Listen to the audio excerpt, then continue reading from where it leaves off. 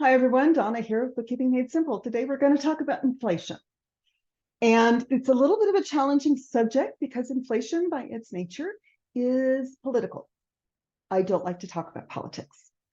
The reason I don't like to talk about politics, by the way, is because I don't really want to alienate people just because they believe something differently than I do.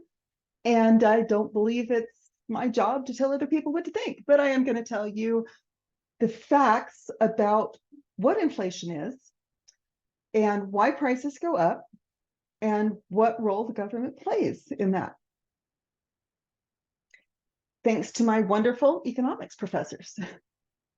Before I get started, of course, if you enjoy these videos, if you found them entertaining, thought-provoking, irritating, maddening, interesting, please like, share, and subscribe. Like I said, I'm not in the business of telling anybody what to think. I really just am here to present the facts and let you make decisions for yourself.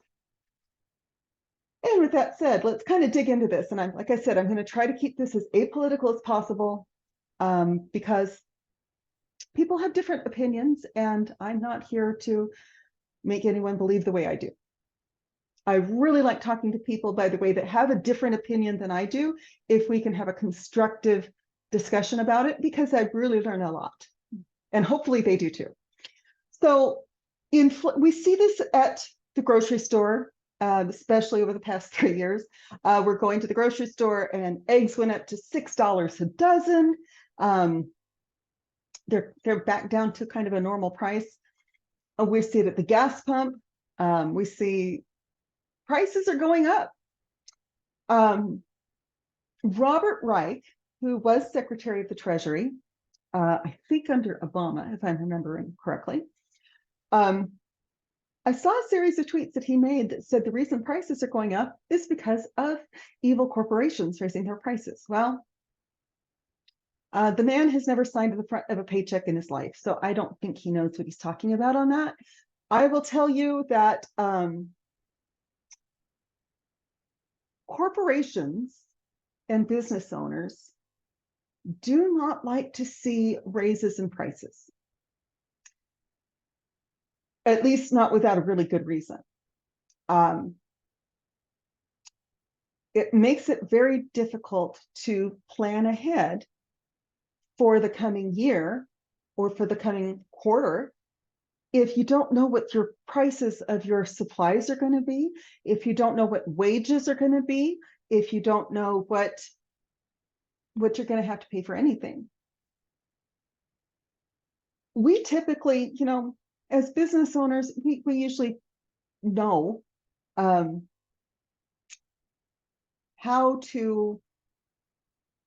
we know what our supplies should be. Okay. I know I really hate it when my suppliers raise their prices because now I have to go raise my prices. Well, the question is, why does anybody raise prices? There's really only two reasons. The first one is supply and demand. So we see this in the housing market right now, nationwide, according to Redfin, there are less than 500,000 homes on the market. And by that, I mean they are listed for sale, but are not under contract. There's only 500,000 homes listed for sale.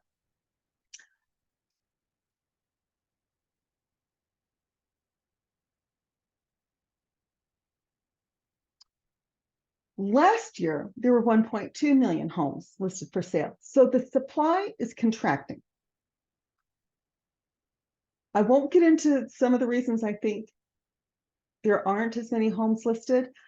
Certainly rising interest rates plays a role. People are choosing to stay put in their current home rather than change because they got in at 2% and they don't want an 8% loan. But you're going to see housing prices go up as long as the supply is low and demand is high. That's really how the market works. When you have a little of something, it's more expensive. If you have a lot of something, it's cheap. Now, so in order to drive down housing prices, we would need more houses to be put on the market, a lot more houses to be put on the market, like 3 times as many, maybe 4 times as many. We don't have enough housing listed on the MLS to supply all the people that want to buy a home. And that's kind of a balancing act, because if you go into to build a home, it's not something you throw up in a day. It's something that takes 3 to 6 months or a year to build. So builders have to make these decisions well in advance. On the other hand, at least in my area, I'm going to preface this, I don't know outside of the Utah Salt Lake City metro area, because I haven't priced it, except for Paducah, Kentucky, but it's very interesting to see how they chose to deal with this. Anyway, the commercial real estate market, and by that I mean office space in particular, all of the office workers have gone home to work and can do that because of the very technology that lets you watch this video with me now. So the demand for office space is dropping, even though CEOs are pushing to return to the office. The office workers do not want to go back to some of them do, but for the most part, they don't want to go back to the office, especially the women. I'm going to talk about that in a later video. But I really wanted to cover that, or make a mention of it, so that you can kind of see, when you have less demand for office space, now we have a glut of office space available. And so prices are coming down because there's more supply than there is demand. In other words, the people that have these office spaces, they need to have some money coming in or they're losing. So they're willing to rent at a lower price. The housing market is the other way around. There is not a lot of supply and there's a lot of demand. So the owners of these homes, whether it's builders or residents, can now charge more and get more money out of their home because they have 20 people trying to get an offer in and they're outbidding each other. It's an auction. That's how markets work. Okay. Now, this does not cause inflation. This is the supply and demand issue. What causes inflation is one thing and one thing only. Now, supply and demand will change prices because of market forces. That's different. What causes inflation, the only thing that causes inflation, is government spending. The reason that's the only thing that can cause inflation is because government is the only entity that can change the supply of money. Remember, we just talked about supply and demand. When you have a large supply of something and not a lot of demand, the price of that goes down. That also happens for the US dollar. It happens for every currency. Currency is just a commodity like any other commodity. So it does get traded. It gets traded on the foreign exchange. In other words, we can see it when dollars are being traded for yuan, when dollars are being traded for euros, when dollars are being traded for, I don't think rubles will trade, but when dollars are being traded for other currencies, we can start to see how, what the value of the dollar really is, because it is based.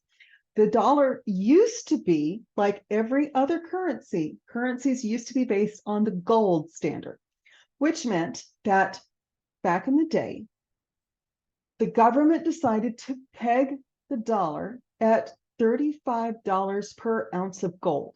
So if you had a dollar, you could go to your bank or you could go to the central bank and say, I have a dollar, I want $1 worth of gold.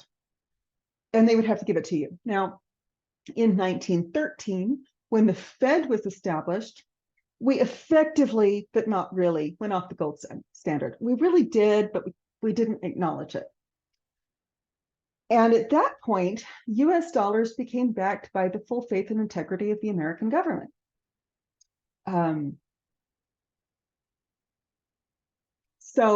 But they still were trying to keep it pegged to gold, sort of. And the people that came up with the Fed, the bankers, put themselves in charge of the money supply. Again, money is a commodity. All money is, and this is where I really encourage people to take their emotion off of it. Money is a medium of exchange. It is a commodity. It is not, doesn't have value in and of itself. The only reason money makes sense is because when I go to the grocery store, they probably don't want me to provide accounting services in exchange. So I find clients who will give me money for accounting services, which I can then exchange at the grocery store for bread, milk, and eggs. It is just a piece of paper that we've all agreed is worth this much. It's worth this many eggs. It's worth this many hours of accounting services. It's worth this much gasoline. It's worth this much in electricity. So really, money has no inherent worth. It really doesn't. It has no intrinsic worth. It's not valuable by itself. It is only valuable as a means of exchange. If you don't believe me, find some Confederate dollars and try to exchange those. Really, all money is fiat currency is currency that the government says we're going to accept this as payment on debts. We're gonna let you exchange this for your goods and services. This is how we're going to hold value for our goods and services. Now, the reason corporations don't really want to change prices if they don't have to, unless it's driven by supply and demand, is because when we all agree that a dollar is worth, a dollar, it's worth X number of ounces of silver, then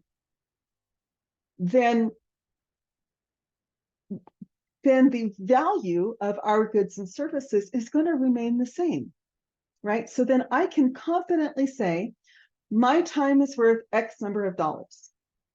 My expertise is worth X number of dollars. My product is worth the supplies and materials that I put into it, plus X number of dollars. And it's stable. When it's stable, it's easier for business.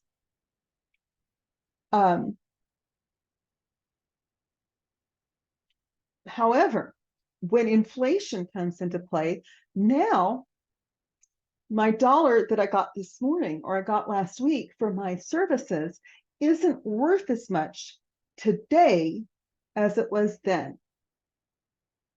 So now I have to keep that in mind as I'm pricing my product, that I think it's worth an ounce of gold, so I think it's worth $35.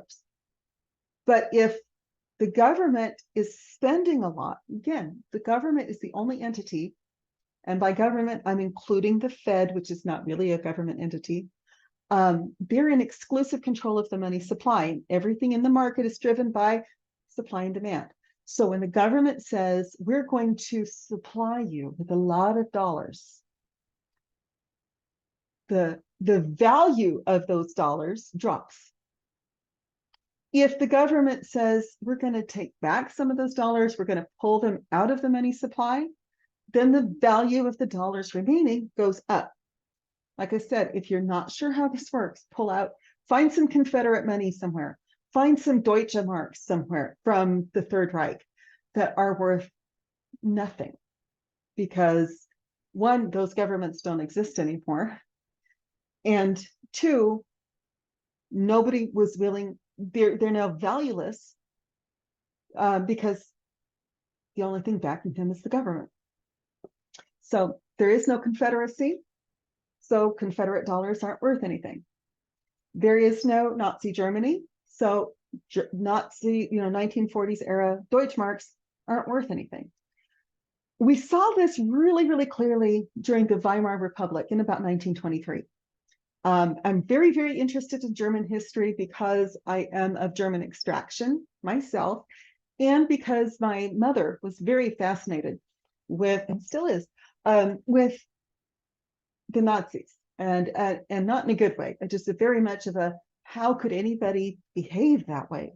It's so out of our experience. How does anybody turn in their neighbors? How does anybody treat anybody the way the Nazis treated the Jews? It's so far out of my experience, and I lived in Germany and I know German. So I'm very interested in German history.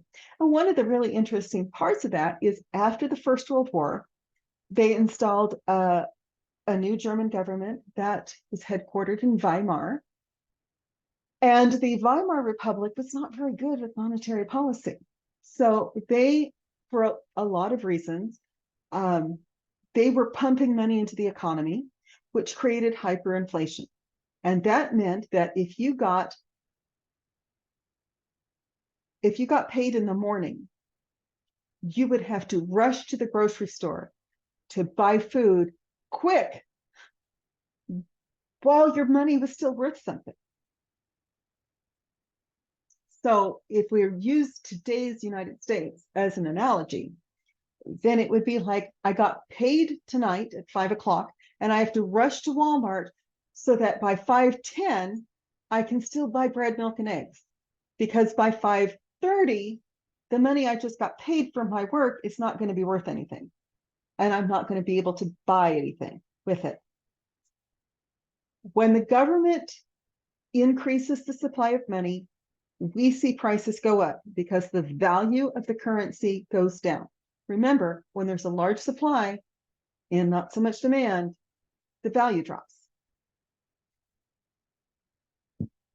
When the government decreases the amount of money in circulation, then the value of what's left goes up to a point. Okay, so, and typically currency is pegged to something else. It used to be gold or other precious metals. And that's what we saw in ancient civilizations. Today, it is the petrodollar. The US dollar is pegged to petroleum. So that's why, by the way, the first indication of inflation is the price at the pump. Okay. So if you really want to know what your dollar's worth, watch and see what oil is trading for. Because government is the only one who can control the supply of money, they do that. They use that to control outflows. Government does not create wealth. Government only collects wealth from the tax-paying public, which should be all of us. It is all of us. We're all paying taxes for something. It may not be income tax, but we're all paying taxes. So they take this tax money. In the United States, we've given them specific powers, or we've given them authority over specific items that we want to see the government produce. Roads, regulating airspace,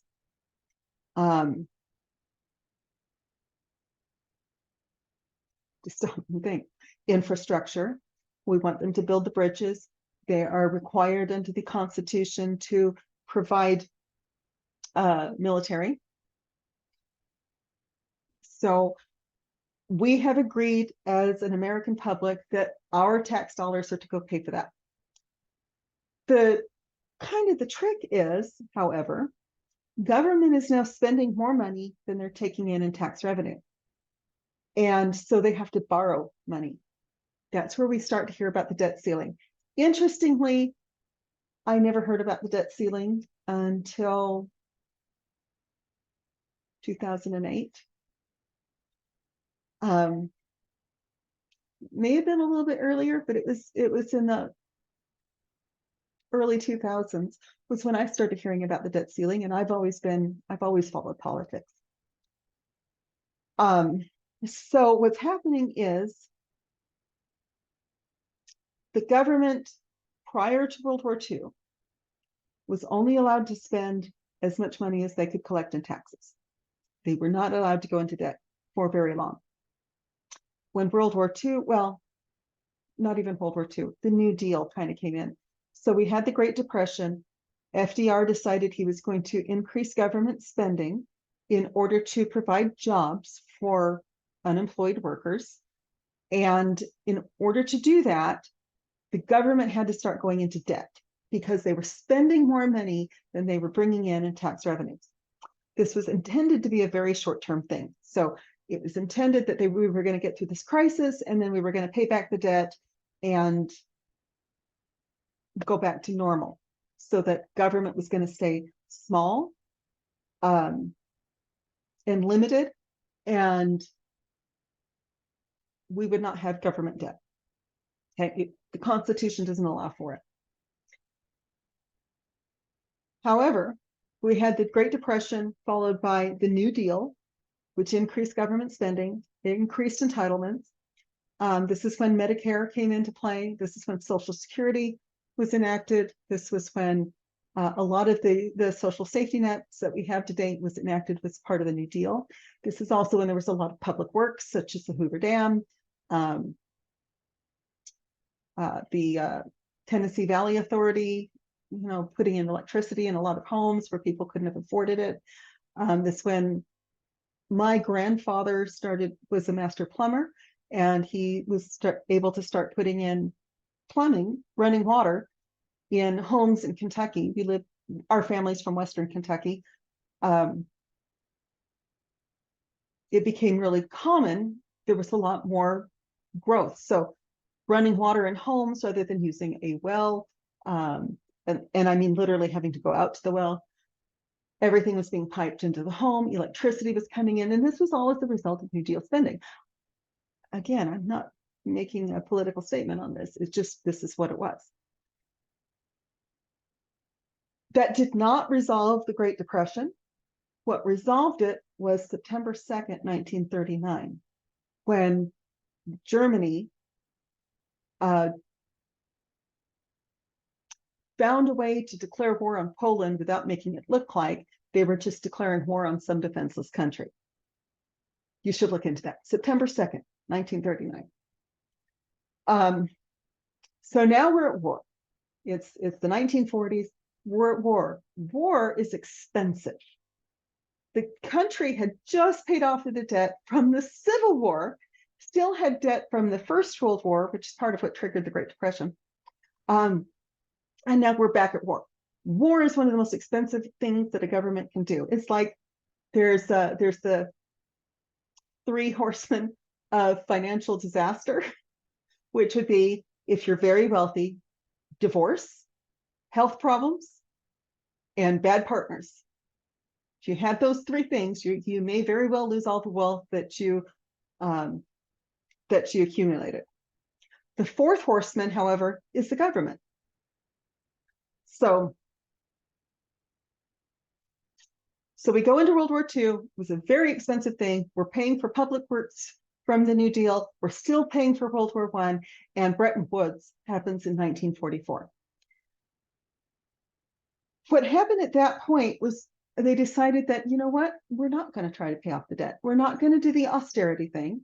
Like all of the other countries, the other allies were all on austerity. That's one of the reasons Great Britain is not the economic powerhouse it used to be. For one thing, they were bombed into oblivion. And for another thing, they had to really, really cut back on government spending in order to pay back the debt that they had incurred. And in case you're wondering, government debt is owed to their citizens for the most part. It is through bonds. And so they couldn't not pay it back, because this was stuff that, when your grandma bought treasury bonds, she was loaning the government money. So they, during World War II, if you watch Captain America, he talks about buying war bonds. That was money that the taxpayers or the common American citizen was lending to the government to pay for the war, with the expectation that it would be paid back with interest. Okay? Interest is just the cost of capital. It means that in order for me to borrow money from somebody, I have to pay them for that service.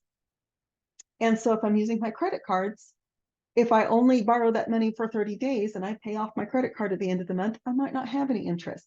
But if I carry a balance, the interest is pretty high because the credit card companies take a very large risk that they need to mitigate by using interest rates. Okay, I'll probably talk about that again soon. So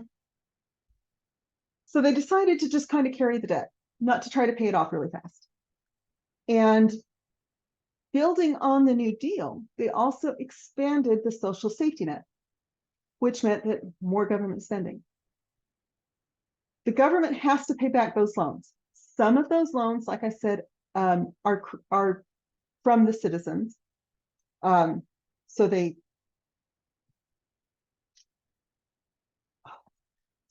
need to be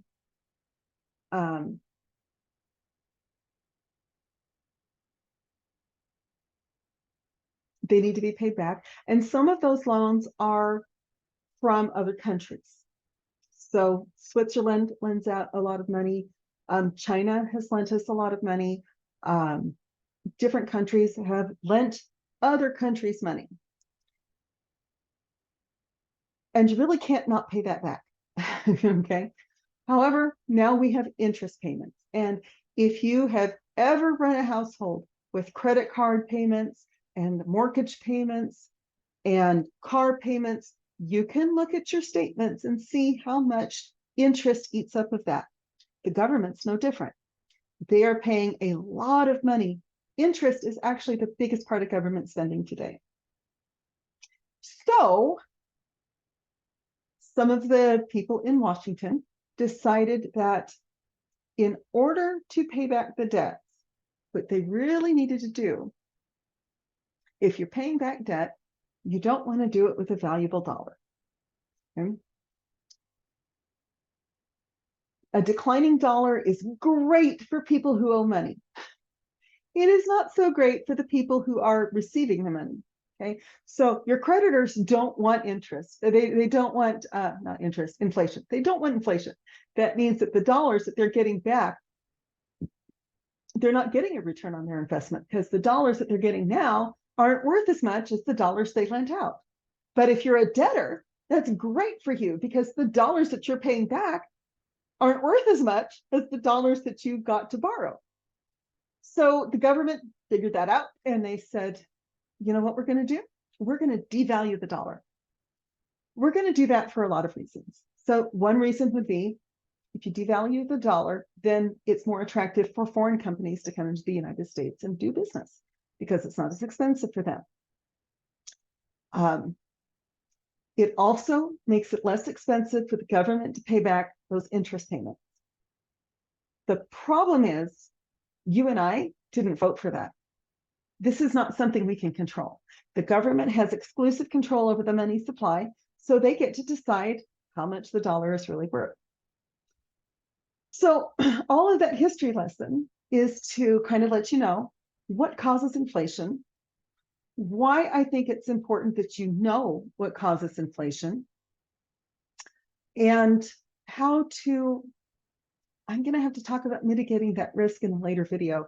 But if you know what causes inflation, if you're politically minded, you could write to your congresspeople and tell them what you want them to do with your money. And that's one of the things I think a lot of people have forgotten is the government doesn't have money. They have our money. I really would like to see the government be a better steward of our money. They're not.